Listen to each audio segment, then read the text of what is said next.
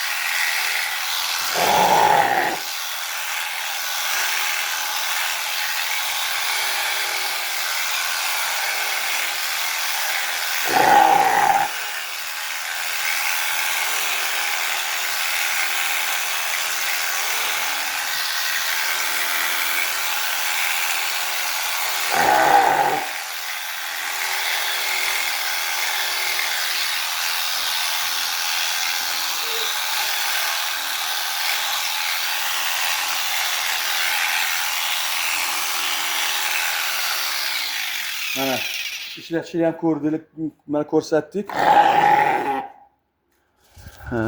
Gap yo'q.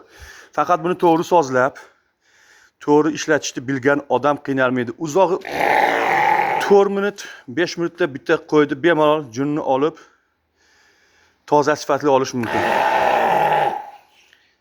Hech qanaqa bu tezlashtirilgan yoki video montaj emas.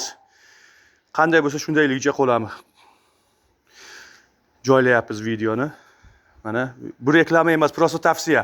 O'zim ishlatgan yaxshi narsa bo'lgani uchun sizlarga ham tavsiya qildim xolos.